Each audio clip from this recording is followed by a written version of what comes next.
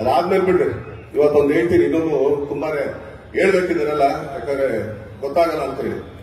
ನನ್ನ ಸ್ನೇಹಿತ ಒಬ್ಬ ಮನುವಯ್ಯಪ್ಪ ಅಂತಿದ್ದಾನೆ, ಮಡಿಕೇರಿಯಲ್ಲಿ ಒಂದು ಯಾವ್ದೋ ಒಂದು ದೇವಸ್ಥಾನ, ಇವಾಗ ದೇವಸ್ಥಾನ ವಿಷಯ ಹೇಳಿದಾಗ ನಾನು ಹೇಳಿದ್ರೆ, ನಾವ್ ಯಾವ್ದೋ ಒಂದು ಮಂಡ್ಯ ಫಂಕ್ಷನ್ಗೆ ಸುಮಾರು ಜನ ಅವತ್ತು ನಮ್ಮ ಮನೇಲಿ ಎಲ್ಲಾ ಕಲಾವಿದ್ರು ಎಲ್ಲ ನಮ್ಮೆಲ್ಲ ಫ್ರೆಂಡ್ಸ್ ಎಲ್ಲ ಇದ್ರು.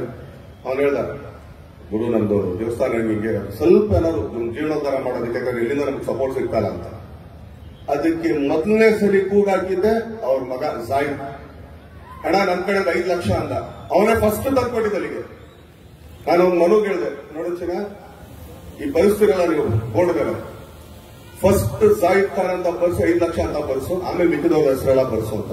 ಇವತ್ತು ಆ ದೇವಸ್ಥಾನ ಕಂಪ್ಲೀಟ್ ಆಯ್ತು, ತುಂಬಾ ಚೆನ್ನಾಗಿದೆ. ಅದಕ್ಕೆ ಯಾಕಂದ್ರೆ ತಂದೆ ಮಕ್ಕಳು ನಾನು ಹೇಳ್ತಾ ಇರೋದು, ಯಾಕಂದ್ರೆ ಅಂಥವ್ರ ಕೈಯಲ್ಲಿ ನಾವಿದ್ದೀವಿ, ಅವ್ರು ನಮ್ ಜೊತೆಗಿದ್ದಾರೆ ಅನ್ನೋದೇ ದೊಡ್ಡದು.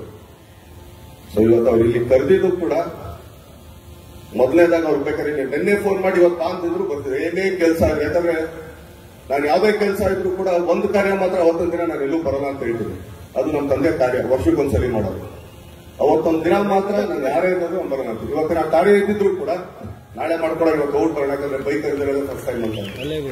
ಸೊ ಅಂತ ಒಂದು ಬಾಂಧವ್ಯ ಮುಂದುವರೆದು, ಸೊ ಅವ್ರಿಗೆ ಭಗವಂತ ಹಿಂಗೆ ಇದೇ ರೀತಿ ಎಲ್ರಿಗೂ ಸಹಾಯ ಮಾಡುವಂತ ಒಂದು ಹಸ್ತ ಹಾಕೊಡ್ಲಿ. ಆದ್ರೆ ಮಾಡಿದ್ದು ಎಲ್ಲೂ ಹೇಳೋದು ಇಲ್ಲ. ಇದಕ್ಕೆ ನಾನು ಅವ್ರನ್ನ ತುಂಬಾ ಇಷ್ಟಪಡೋದು. ಸೊ ಆದ್ರಿಂದ ನಮ್ಮ ಪ್ರೀತಿ ಪ್ರೋತ್ಸಾಹ, ಇಲ್ಲಿ ಅವರು ಉಸ್ತುವಾರಿ ಸಚಿವರಾಗಿದ್ದಾರೆ, ಇಲ್ಲೆಲ್ಲರೂ ಅವರ ಎಲ್ಲ ಶಾಸಕರು, ದಯಮಾಡಿ ವಿಜಯನಗರ ಸಾಮ್ರಾಜ್ಯನ ಹಿಂಗೆ ಖುಷಿ ಖುಷಿಯಿಂದ ಇಟ್ಕೊಳ್ಳಿ, ಇನ್ನೂ ಇದನ್ನ ಬೆಳೆಸಿ, ಇನ್ನೂ ಹೆಚ್ಚಿಗೆ ಪ್ರೋತ್ಸಾಹ ಕೊಡಿ ಅಂತ ಕೇಳ್ಕೊಳ್ತಾ ಈಗ